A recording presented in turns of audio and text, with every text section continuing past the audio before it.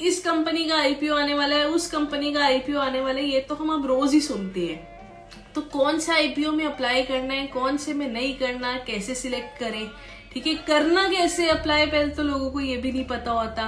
तो इस वीडियो में सारी चीजें कवर होंगी कि आईपीओ होता क्या है, कैसे सिलेक्ट करेंगे, आपके लिए कौन सा सही है, आता क्यों है एक आईपीओ, और उसमें कैसे अप्लाई करना है, अप्लाई करने के बाद क्या होता है, प्रॉफिट्स होने के चांसेस क्या रहते हैं, लॉस के क्या चांसेस रहते हैं, ये सारी चीजें हम इस वीडियो में डिस्कस करेंगे।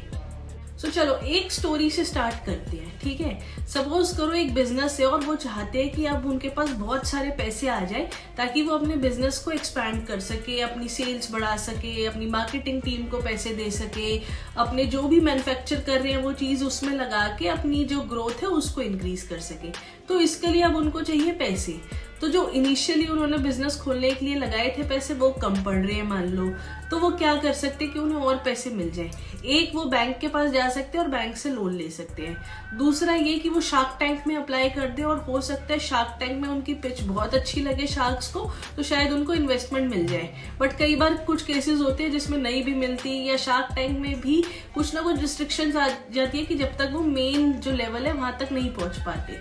तीसरा ये कि वो कोई एंजल इन्वेस्टर ढूंढे और वो उनको पैसे दे दे, या किसी वेंचर कैपिटलिस्ट फर्म से वो एक इन्वेस्टमेंट रेज कर सके। चलो अब इस कंपनी ने डिसाइड तो कर लिया कि मार्केट में अपने आप को लिस्ट करवाना है, बट आप और मुझे कैसे पता लगेगा कि इस पर्टिकुलर कंपनी का आईपीओ आ रहा है?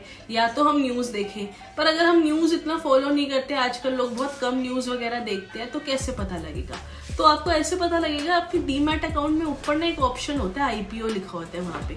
तो जैसे ही उस कंपनी का आईपीओ पब्लिक होगा या आने वाला होगा कुछ दिनों में, तो आपके वहां डीमैट अकाउंट में आपको वो लिस्ट दिख जाएगी कि ये वाली कंपनी का आईपीओ आ रहा है या आया हुआ है, और आप इसमें अप्लाई कर सकते हो। तो अप्लाई करते टाइम आपको क्या क्या दिखेगा स्क्रीन पे? आपको वो दिखेगा कि उसका प्राइस रेंज क्या है, कि कितने का है एक शेयर का प्राइस रेंज वो कंपनी ऑफर कर रही है, ठीक है। और इसमें क्या होता है, लॉट साइज के हिसाब से बिकता है। तो अगर एक लॉट में 30 शेयर्स हैं या 10 शेयर्स हैं, ये चीज आपको पता लगेगी। और यूजुअली जो अमाउंट रहता है वो 13 से 15,000 रुपए के बीच रहता है एक लॉट के बीच। सो जब आप ये डिटेल्स देखते हो, एक और इम्पोर्टेंट डिटेल देखनी जरूरी होती है, वो है इस कंपनी का ना एक डॉक्यूमेंट फाइल निकलती है, वो भी आपको अपने डीमैट अकाउंट में दिख जाएगी। और उससे पता लगता है कि कंपनी पास्ट में कितनी प्रॉफिटेबल रही है, नहीं रही, लॉसेस कितने की हैं, कितने का इनके ऊपर कर्जा है, कितना ही अमाउंट रेज करना चाहते हैं लोगों की इन्वेस्टमेंट से। तो ये सारी इन्फॉर्मेशन एज अगर हम रिटेल इन्वेस्टर्स को पता होनी चाहिए कि अगर हम अपनी मनी कहीं लगा रहे हैं तो उसकी क्या वैल्यू है कंपनी की, वो डिजर्व करती है या नहीं करती है, सारी चीजें आपको उस डॉक्यूमेंट से पता लग जाती हैं। सो अब बात आती है पैसे लगाने की। सो अगर आपको एक कंपनी की जो भी इंफॉर्मेशन प्रोवाइड की गई है ये सारी अच्छी लग रही है, आपको कंपनी ट्रस्टवर्दी लग रही है, तो आप अपने इसमें मनी इन्वेस्ट कर सकते हो। जितना भी अमाउंट उन्होंने रखा हुआ है वो यूपीआई या डेबिट कार्ड के थ्रू वगैरह पेमेंट हो जाती है और आप अपनी इन्वेस्टमेंट कंपनी को दे सकते हो। अब आपको कैसे पता लगेगा कि जो आपने अप्लाई किया है वो आपको शेयर्स मिलेंगे या नहीं मिलेंगे? बेसिकली ये लॉटरी सिस्टम की तरह है। तो अगर आपकी लॉटरी निकल जाती है तो वो पैसे कंपनी रख लेगी और उसके बदले में अपने कुछ शेयर्स जितने आपको डिसाइड करके उन्होंने पहले बताए थे वो दे देगी। वरना क्या होगा, जो आपने पैसे दिए हैं कंपनी को वो जब अलॉट होंगे शेयर्स और आपके नहीं होते तो नेक्स्ट डे आपके बैंक अकाउंट में दोबारा से क्रेडिट हो जाएंगे। सो ये तो सारी हो गई बेसिक बात। अब पहले समझते हैं कि आईपीओ में अप्लाई करते क्यों है। आईपीओ में अप्लाई ना इसलिए किया जाता है कि कंपनी अगर एक स्मॉल प्राइस पे आपको शेयर ऑफर कर रही है तो जब लिस्ट होगी और उसमें अगर बहुत सारे लोग अप्लाई कर रहे हैं तो कुछ गेन्स भी आपको मिल सकते हैं। सपोज एक कंपनी 300 पे आपको ऑफर कर रही थी जब आपने आईपीओ बाय किया, बट जब वो स्टॉक मार्केट में लिस्ट हो रही है तो वो हो सकता है 350 पे लिस्ट हो या 400 पे लिस्ट हो, तो ये जो 100 रुपीज का होगा ये आपका गेन होगा।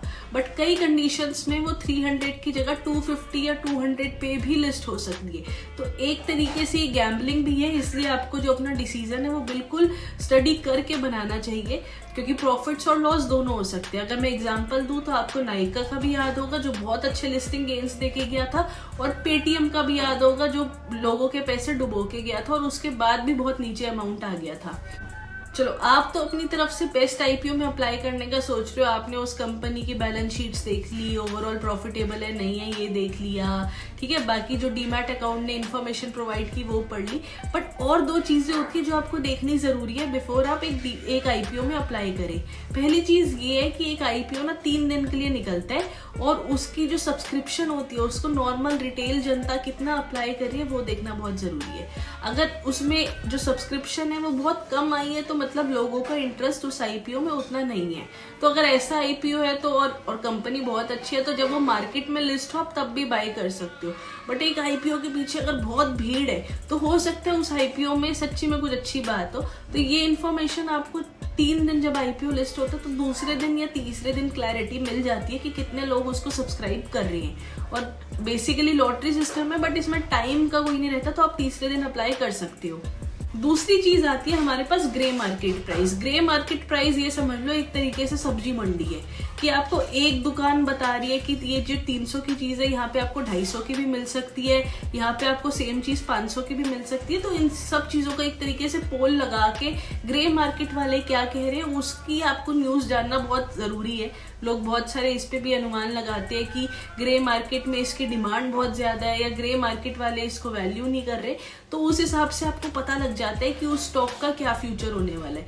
तो आपको ग्रे मार्केट प्राइसेस जानने के लिए करना कुछ नहीं होता, आपको गूगल पे जाके सिंपली लिखना है कि ग्रे मार्केट में उस वाली कंपनी के आईपीओ की क्या एक्सपेक्टेशन है और आपको पता लग जाएगा कि क्या वैल्यू लगाई जा रही है। उससे भी कहीं ना कहीं आप अपनी जो राय बना सकते हो एक स्टॉक से रिलेटेड।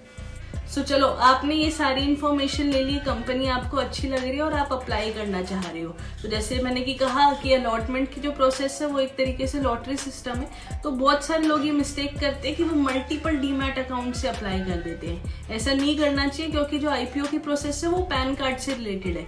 तो एक बंदे का एक ही पैन कार्ड होता है और एक ही अकाउंट में शेयर्स अलॉट होंगे। अगर आप मल्टीपल रिक्वेस्ट डालते हो आईपीओ अलॉटमेंट में तो आपकी जो रिक्वेस्ट है वो कैंसिल ही हो जाती है इवेंचुअली और आपको कुछ नहीं मिलता।